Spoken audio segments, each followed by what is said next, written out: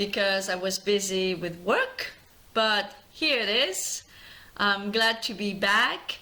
I want to discuss something that I've noticed being a need out there among waking up Jehovah's Witnesses, especially.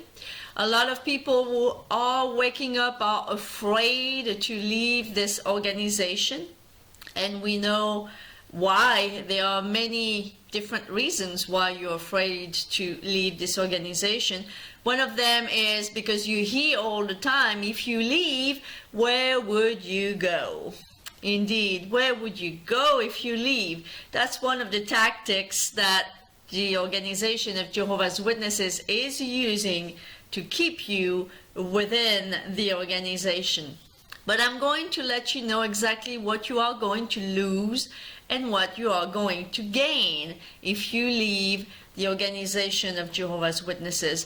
And that does not work only for Jehovah's Witnesses, but for anyone who is in a cult similar to the cult of Jehovah's Witnesses. So let's not beat around the bush here. The first thing you are going to lose if you leave the organization of Jehovah's Witnesses is your family.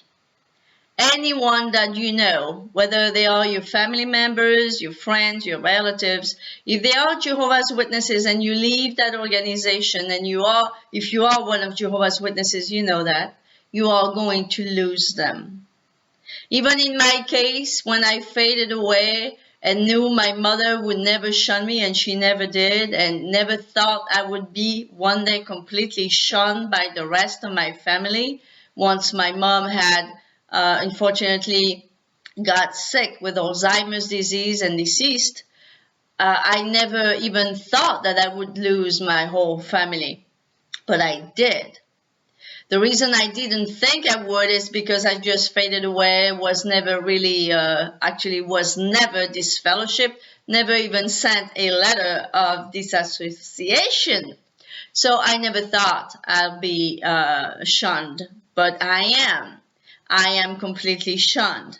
I haven't seen my brother for 10 years. I haven't seen him, I haven't spoke to him. So yes, this is what happened with cults. You are going to lose those people. And why are you losing them? Because with normal living people, and that's how we're going to call them, people who live in a normal world, so to speak. When they are your friends, when they are your family members, they love you for you. They love you for who you are. They are loyal to you. But when it comes to a cult, like in the case of Jehovah's Witnesses, here's you, here's them, but in between, there is a very thick wall, because in that wall, there is their God, Jehovah, and their organization, both together, that is between you and them. And their loyalty is not to you. They are not loyal to you. You think they are, while everything is nice and well, but they really are not loyal to you. They are really loyal to that organization, to their God, Jehovah.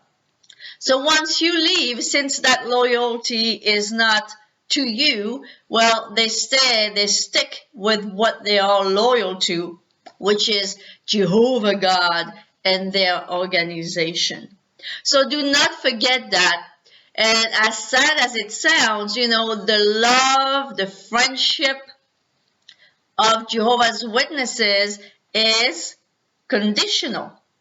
And I bet I'll get some comments down below from Jehovah's Witnesses saying, we are not people who love conditionally. Yes, you are.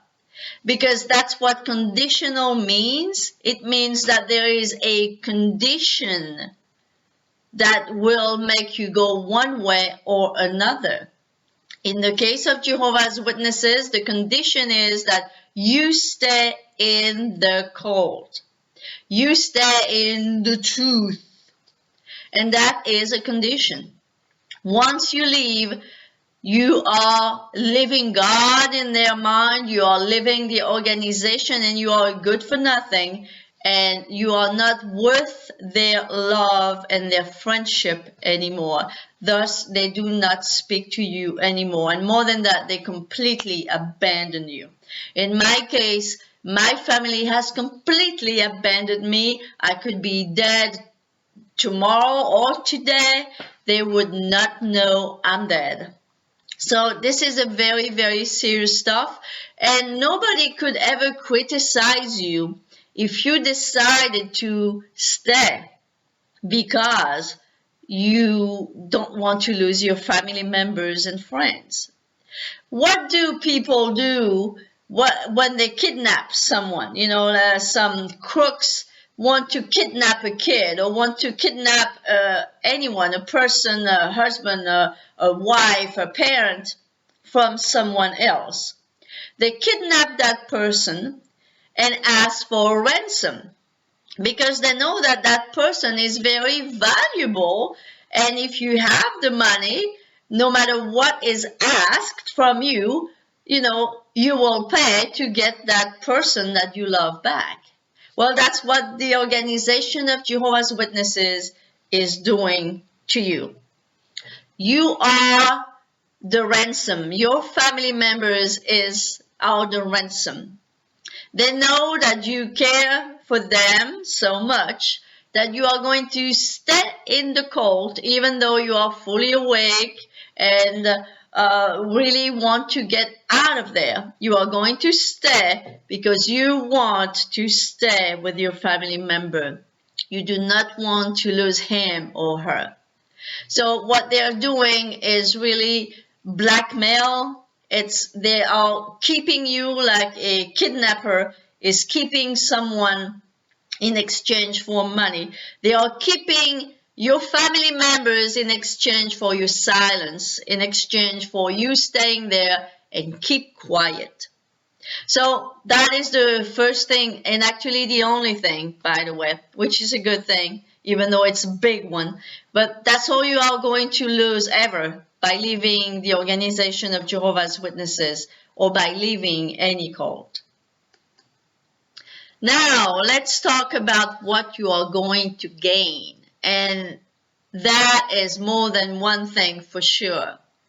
But the first and foremost and probably the most important thing that you are going to gain when you leave the organization of Jehovah's Witnesses is your freedom. There is nothing like freedom. Ask anyone, especially those who have been jailed wrongly, people who have been wrongly accused of committing a crime, and they were jailed for a few years, sometimes many years, and then they were released because it was found out that they were not guilty for what they had been jailed for. The first thing they're saying is that they taste freedom, that there is nothing like freedom. Well, as sad as it sounds, when you are one of Jehovah's Witnesses, you are a little bit like in a jail. It's not as bad as being in a real prison, but it is a prison. And actually, as a matter of fact, in a real prison, you still have the right to think whatever you want to think and not even feel guilty for it. When you are one of Jehovah's Witnesses, you may be able to go out on the street, but as far as your thoughts, you are more in prison than someone in a real physical prison, because you are not allowed to think what you want to think. As a matter of fact, when you do think some things that you know you're not supposed to think, it does bring a lot of guilt upon yourself because you know that you're not supposed to think this way. But you can't help it because nobody can really help what they're thinking. Thoughts just come and go and they don't ask permission. So the first thing you are going to feel is freedom, and especially if you are a born-in witness.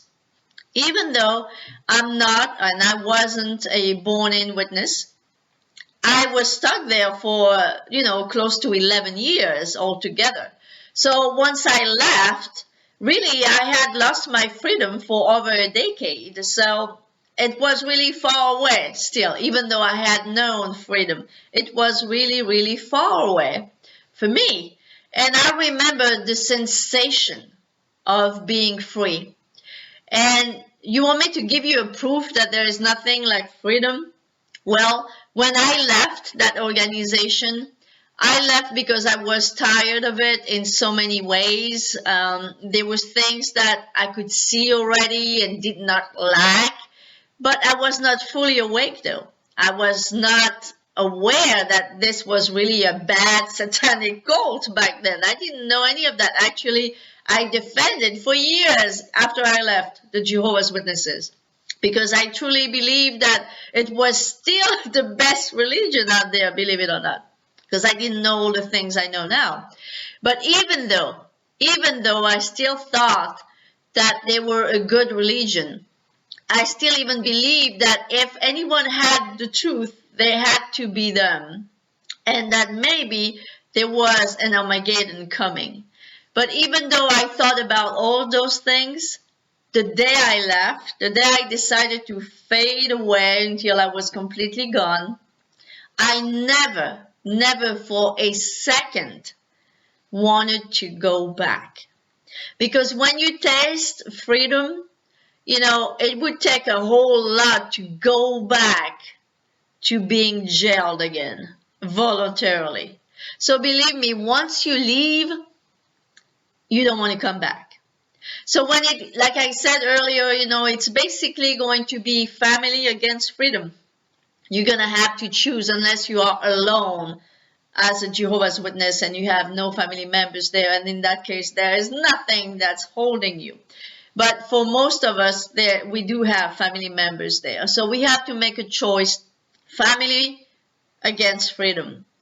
But freedom, once you taste it, you really, really enjoy it, because that is the very nature of mankind. It's to be free. And once we taste that freedom, there is nothing like it.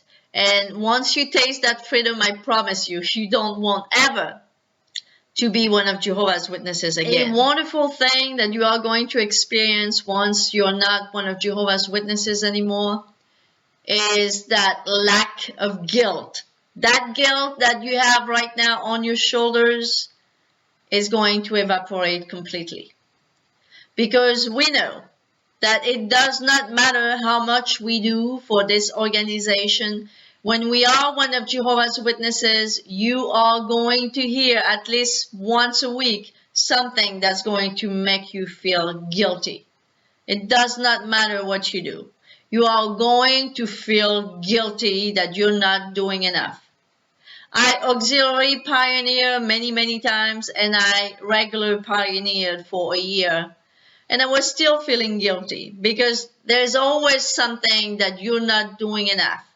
You're not giving enough of your money. You're not giving enough of your time. You could do more. You could sell your house and live in a cabin and preach more. There's always something you could do more. And also, another thing that we are always told as Jehovah's Witnesses is that we are good for nothing anyway. The very fact that we are breathing is because of Jehovah's will. So not only we feel like we are nothing, but we feel very guilty. So that guilt that you have right now on your shoulder is going to completely disappear once you leave the organization of Jehovah's Witnesses. Another thing that hopefully you will start learning little by little once you're not one of Jehovah's Witnesses anymore is that you are valuable and that you have power. The opposite of what Jehovah's Witnesses organization has taught you for so many years, that you're good for nothing, that has no power whatsoever. I remember when I was in a Spanish congregation, there was that sister. You could not ask her, how are you doing today, without her saying, thanks to Jehovah, I'm well. Thanks to Jehovah, I'm okay.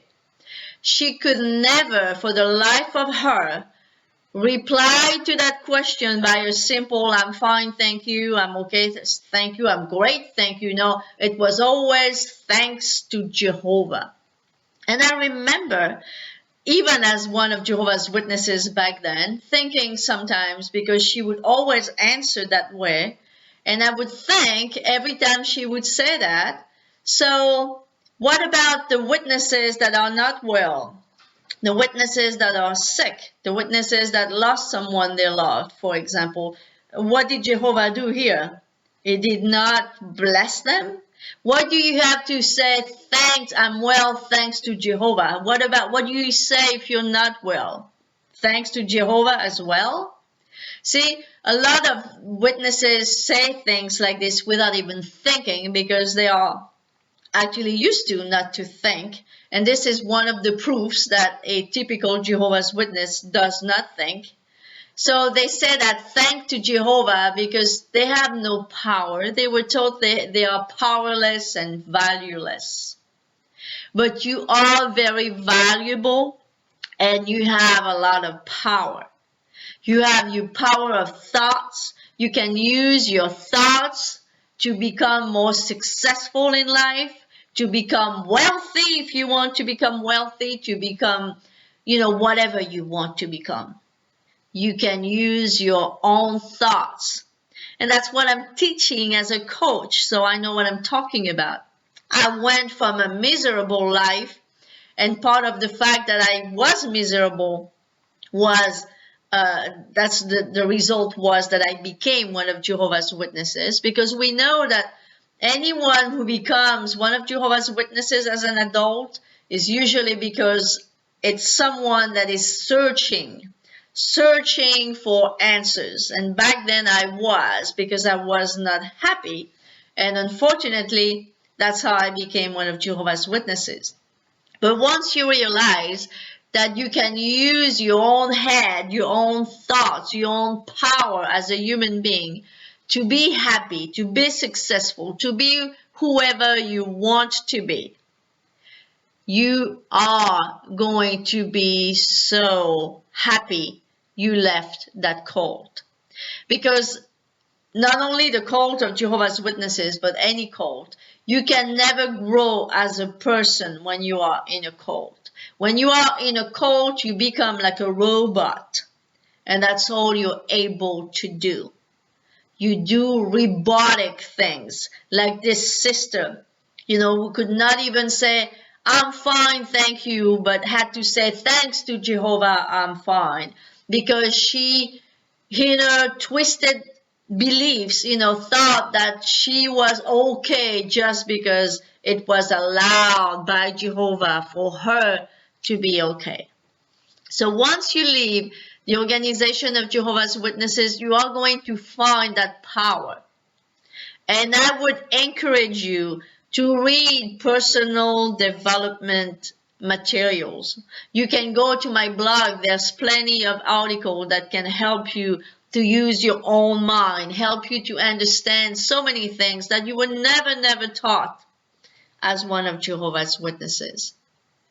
So that's another thing you are going to gain by living this cult. You are going to gain power while losing that guilt. And especially if you are a born-in Jehovah's Witness and decide to leave this cult, you are going to experience what it is to be able to do what you want to do as an adult. Because if you are especially a born-in Jehovah's Witness, you never really grew up. Because as a child, you were told what to do. And as an adult, you continued to be told what to do. You are told what to wear. You are told what you should look like. You are told what to watch, what to read, who you can speak to, and so on and so forth. A typical Jehovah's Witness is told everything about his life just as much as a child between the age of 0 and 7 years old. If you are a Jehovah's Witness guy, you probably were never able, in most countries anyway, and even in all countries, if you were really wanting to look okay from, the others, you were never able to even grow hair on your face. Because when you are one of Jehovah's Witnesses, you can't grow a beard. That's just a bad thing to do. They're not going to cut your head if you do, but they are not going to think a whole good about you, let's say. If you are a female, try to go in a kingdom hall or in field service, as they call it, wearing slacks, even a nice pair of slacks. That's not going to go well for you either. This is 2016, almost 2017. And this crazy cult is telling you things that are so ridiculous, it's not even funny. And then they criticize the Bible Pharisees that were droning in their own stupid laws and forgetting the real law of God, and that's exactly what they do. They prevent you from watching a movie because it's just R-rated, just because there are 2 bad words in it. They're preventing you from speaking to or building friendship with people because they do not believe in the same doctrines that you believe in.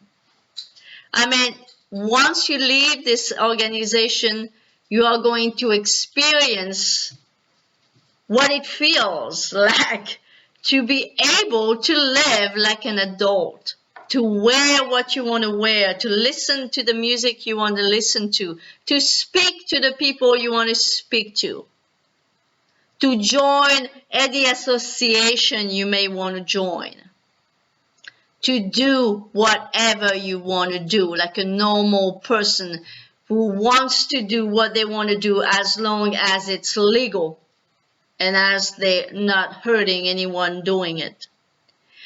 But this is a freedom that most people take for granted. But when you are one of Jehovah's Witnesses, when you are a member of any cult, that freedom that most people take for granted is not granted to them.